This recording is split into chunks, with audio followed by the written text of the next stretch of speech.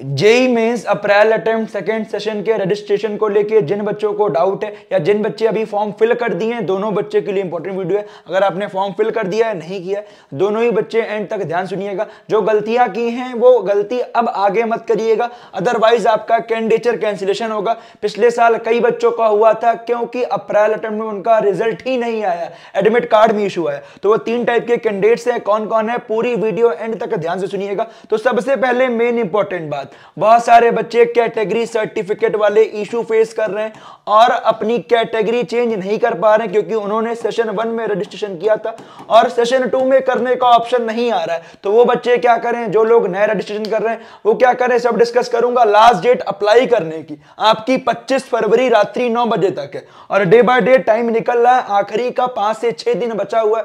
तो सभी बच्चों को एक चीजें मालूम होनी चाहिए, जो बच्चों ने सेशन 1 में रजिस्ट्रेशन किया हुआ है उन्हें करना क्या है, अपने उसी एप्लीकेशन नंबर पासवर्ड से रजिस्ट्रेशन करना है।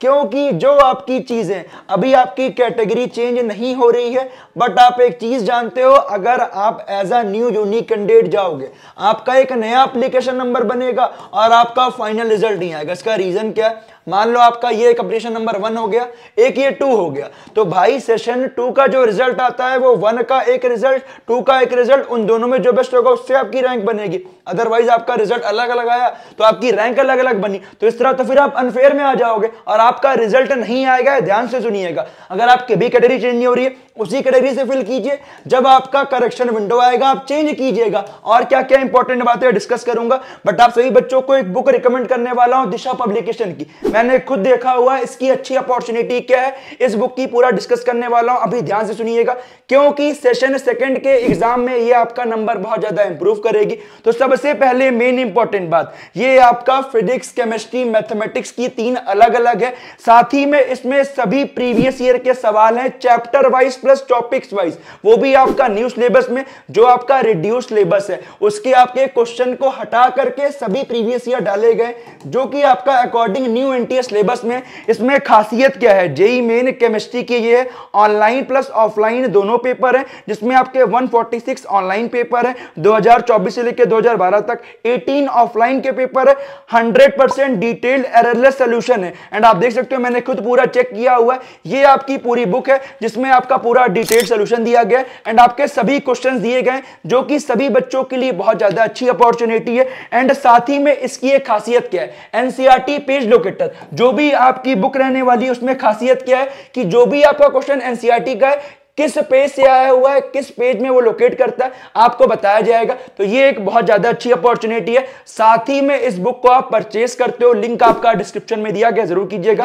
एंड साथ ही में win rewards worth up to 1 crore rupees आपका अंदर यहां दिया गया है क्यूआर कोड। एंड साथ ही में यहां पे आपको स्क्रैच करना है, आपको मालूम चलेगा आपको क्या मिलने वाला है। तो लिंक आपका डिस्क्रिप्शन में दिया गया है, जरूर जाके चेकआउट कीजिएगा एंड परचेस कीजिएगा, क्योंकि इससे आपके नंबर बहुत ज्यादा इंप्रूव होने वाले। आइए अगला डिस्कस करते हैं क्या क्या इंपॉर्टेंट बातें। तो आपके लिए सबसे पहले मेन इंपॉर्टेंट बात जो मैंने आपको बताया कि अगर आप सेशन 1 में ऑलरेडी रजिस्टर किए हुए थे, अगर आपको दिक्कत है रिगार्डिंग कैटेगरी या फिर आपको रिगार्डिंग नेम में हो गया, फादर नेम में हो गया, कहीं कोई इश्यू है, तो आपका करेक्शन विंडो में चेंज ऑप्शन आया था। मुझे ऐसा लगता है कि करेक्शन विंडो सेशन 2 में भी आएगा और आप वहां सारी चीजें, कुछ इंपॉर्टेंट चीजें आप चेंज कर सकते हो। तो जैसे ही आएगा मैं आपको सबसे पहले अपडेट करूंगा, उसके लिए चैनल को सब्सक्राइब करके बेल नोटिफिकेशन दबा लेना, अदरवाइज कुछ मिस होगा, दिक्कत आपको आएगी। जब तक आपको कॉलेज नहीं मिलेगा पूरा आखिरी तक गाइड कर रहे होंगे। बहुत सारे बच्चे कैटेगरी वाले, भैया मैंने उस टाइम जनरल भर दिया था, मैं ईडब्ल्यूएस का था, ओबीसी का था,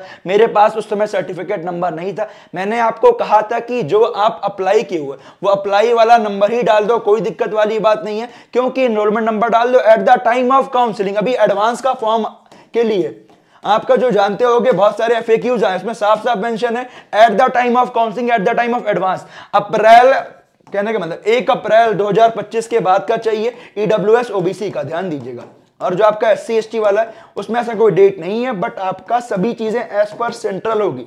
तो सभी बच्चे जिनके पास ओबीसी और ईडब्ल्यूएस वाला सर्टिफिकेट अभी है भी, उनको 1 अप्रैल 2025 के बाद अप्लाई कीजिएगा, अदरवाइज दिक्कत आपको आएगी। फिर से बोल रहा हूं, तो आपके लिए बहुत अच्छी अपॉर्चुनिटी है। अगली मेन इंपॉर्टेंट बात, दूसरे वो बच्चे जो इन्होंने सेशन 1 का जनवरी का एग्जाम नहीं दिया था, वो बच्चे सेशन 2 में एज अ न्यू प्रोफाइल बना के आप रजिस्ट्रेशन कीजिए।